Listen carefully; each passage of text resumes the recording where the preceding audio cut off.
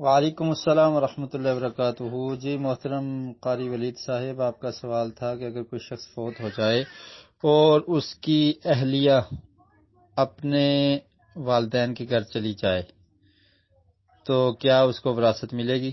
تو جواب یہ ہے کہ اس کو اس کا حصہ ملے گا، کیونکہ اس کی زندگی میں وہ اس کی بیوی تھی۔ تو اب اگر وہ اپنے والدین کے گھر چلی گئی ہے تو پھر بھی اس کو اس کا حصہ ملے گا، لیکن اس کو اپنے والدین کے گھر نہیں جانا چاہیے۔ جب تک عدت میں ہے اسے ادھر ہی رہنا چاہیے اور عدت کے دن اپنے خاوند کے گھر میں ہی پورے کرنے چاہیے۔ اور دوسری بات کہ وہ عدت میں ہی کسی سے نکاح کر لے تو ایسا کرنا درست نہیں ہے۔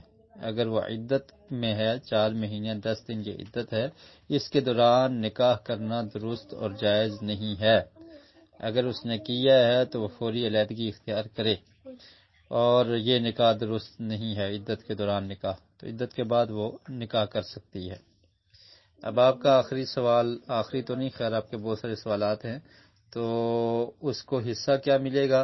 تو اس کے بارے میں سورہ نساء کی آیت نمبر 12 اللہ رب العالمین نے ارشاد فرمایا وَلَكُمْ نِصْفُ مَا تَرَكَ أَزْوَاجُكُمْ إِن لَّمْ يَكُن لَّهُنَّ وَلَدٌ فَإِن كَانَ لَهُنَّ وَلَدٌ فَلَكُمُ الرُّبُعُ مِمَّا تَرَكْنَ مِن بَعْدِ وَصِيَّةٍ يُوصِينَ بِهَا أَوْ دَيْنٍ وَلَهُنَّ الرُّبُعُ مِمَّا تَرَكْتُمْ إِن لَّمْ يَكُن لَّكُمْ وَلَدٌ، کہ ان عورتوں کے لیے چوتھا حصہ ہے، وراثت میں سے چوتھا حصہ ہے جو ان کے خاوند چھوڑ جائیں اگر اولاد نہیں ہے۔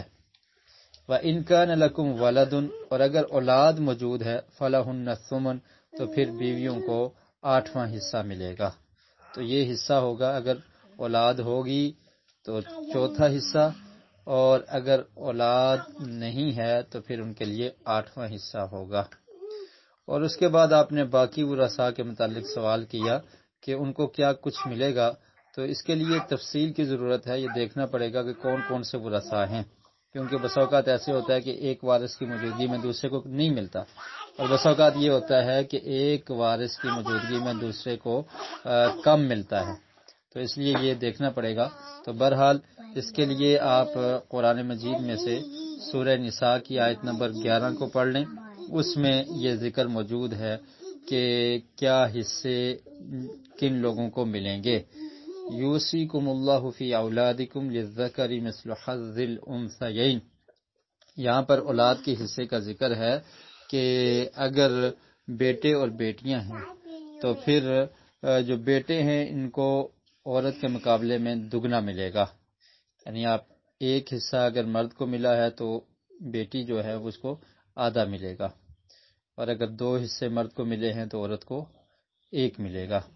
فَإِن كُنَّ نِسَاءً فَوْقَ اثْنَتَيْنِ فَلَهُنَّ ثُلُثَا مَا تَرَكَ، اور اگر عورتوں کی تعداد 2 سے زیادہ ہے تو یہ بہنوں میں ہوگا کہ عورتیں ہی ہیں، بہنیں ہیں یا بیٹیاں ہی ہیں، مذکر موجود نہیں ہے، تو وہ 2 سے زیادہ ہیں تو پھر ان کو ثلثا 2/3 یعنی 2 ثلث ان کو ملیں گے۔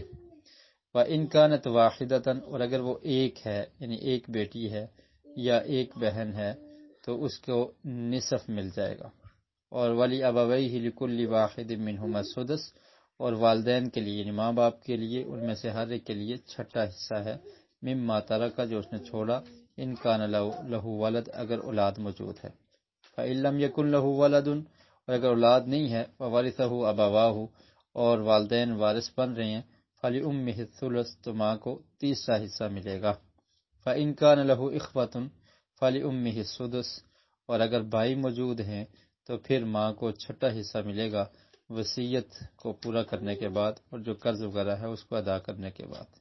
تو یہ وراثت اس آیت میں تفصیل کے ساتھ یہ حصوں کا تذکرہ ہے۔ تو بہرحال پھر میں یہی کہوں گا کہ جو آدمی فوت ہوتا ہے تو پھر اس کے جو باقی پیچھے ورثاء ہیں ان کو دیکھا جائے گا، تو پھر دیکھ کر اس کے مطابق حصے مقرر ہوں گے۔ واللہ عالم بالصواب۔